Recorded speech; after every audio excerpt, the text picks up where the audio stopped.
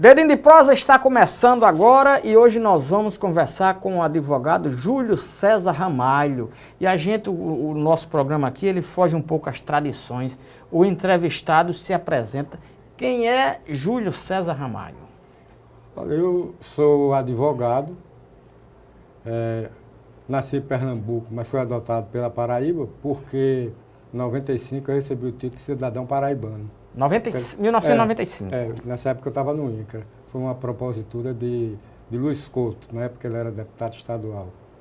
E advoguei para os trabalhadores rurais desde 1979 até 85, quando eu sofri um acidente. Depois fui professor do UNIP, depois superintendente do INCRA, também fui assessor da Assembleia, lá da consolidação das leis que tinha lá na época do doutor Nominando e de Gervásio Maia. E depois da Constituição foi... Porque existiam leis, existe mais de... Na minha época, a Paraíba já tinha mais de 6.000 leis.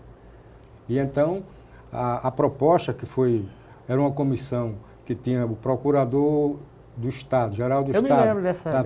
Tribunal de Contas, Procurador de Justiça, a Assembleia, e a gente se reunia, e a OAB, que foi o doutor Joacir de Brito, a gente se reunia para consolidar essas leis.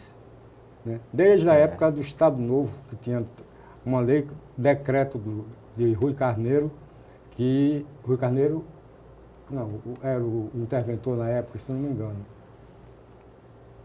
Agora no Estado Novo, sim. Não era Gemiro, não? Não era Gemiro. Né? Acho que era Rui Carneiro. Rui Carneiro, então era Rui Carneiro. E era um decreto, e o interessante é que o decreto ele não versava sobre uma única matéria.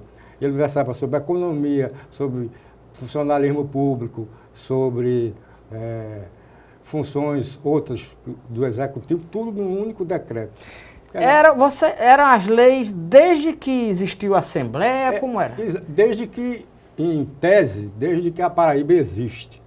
Juntar todas as leis. Foi-se no arquivo do Estado, naquela época, o que tinha. Tinha gente que forneceu, agora eu não me lembro o nome dele, um material que ele tinha encadernado em casa desde 1930, por exemplo.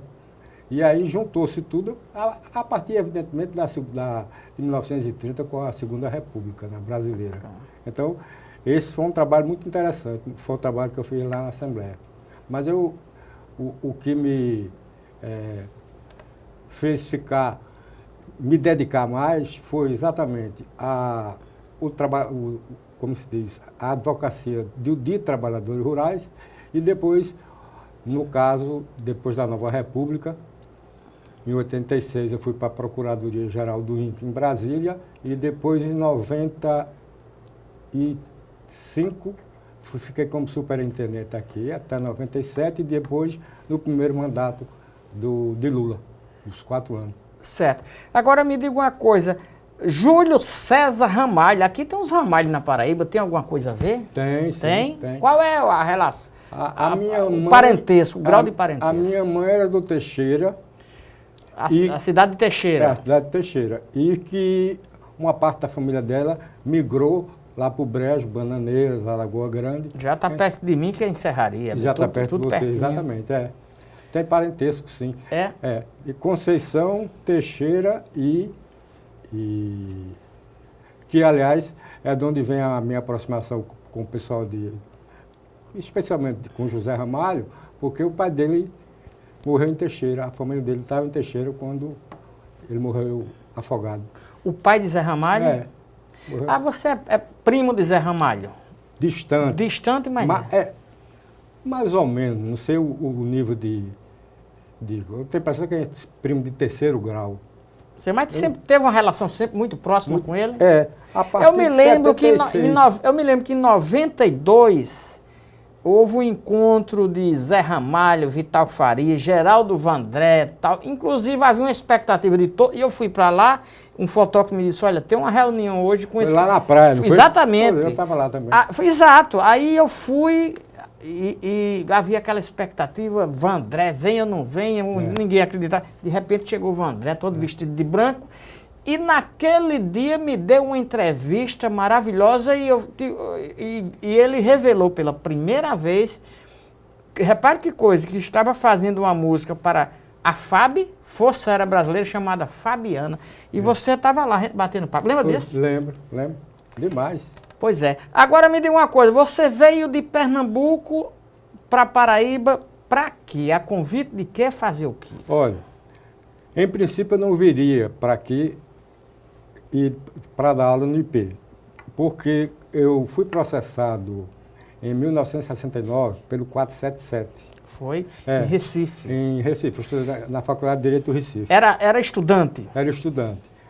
Então, esse processo e outros, e duas prisões rápidas anteriores, quando eu tentei, eu dava aula de português no colégio estadual, eles colocaram para fora e... A ditadura.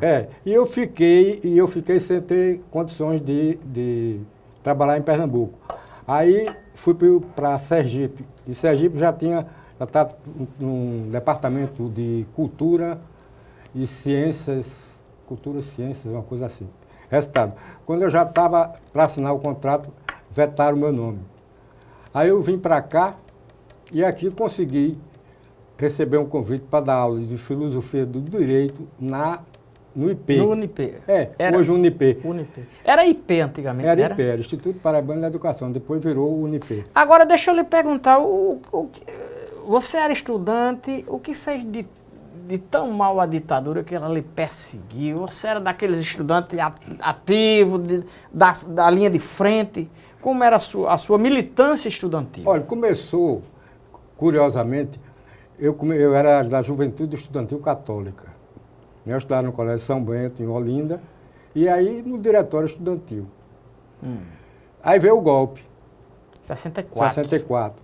Aí eu tive de sair de lá, porque a polícia foi atrás de mim, o DOPS. Aí eu vim aqui para Paraíba, meu pai tinha terra lá em Monteiro, aí eu passei um tempo lá. Saí. Voltei. Aí me pegaram numa passeata que houve lá da União dos Estudantes Secundaristas de Olinda, me pegaram, mas só foi 2 dias, foram 2 dias. Nessa época não teve grandes consequências. Só um termo, como eles chamavam, um termo de declaração que eu dei. Isso depois de 64, depois de 64. Até 64 tudo bem. E eu comecei a me interessar por essas coisas, porque lá perto de minha casa em Olinda tinha um comitê de campanha de Miguel Arraes, na primeira eleição dele. E eu vi aquele som, ia lá, pegava, naquela época, aquelas chapinhas, né? Eu pegava aquela chapinha e eu ia distribuir aquilo. Meu pai ficava muito irritado, porque ele era contra, né? Mas era contra Arraes? Era contra Arraes e contra a reforma agrária, que ele tinha terra, né? Ele achava que todo Seu pai era um homem de direita? Olha, pela visão que eu tenho, sim. Mas aí a história começa a ficar interessante. O seu pai era proprietário, dono de terra. Era. E o filho com a inclinação meio comunista. Como é que se resolve isso dentro de casa? Bom, muito atrito. Minha mãe era muito compreensiva, embora ela não comungasse do meu modo de pensar, mas ela respeitava. Ele não, ele vivia nesse ponto, apesar de ser uma pessoa extremamente carinhosa comigo, mas ele, na hora que tinha questão política, não saía fogo, né? Ela não. Mamãe era de uma generosidade tão grande que, mesmo sem entender, mas porque o filho estava ali, podia sofrer alguma coisa, ela estava do lado. E essa história está começando a esquentar. A gente vai fazer um breve intervalo e volta já. Daqui a pouco a gente estará de volta.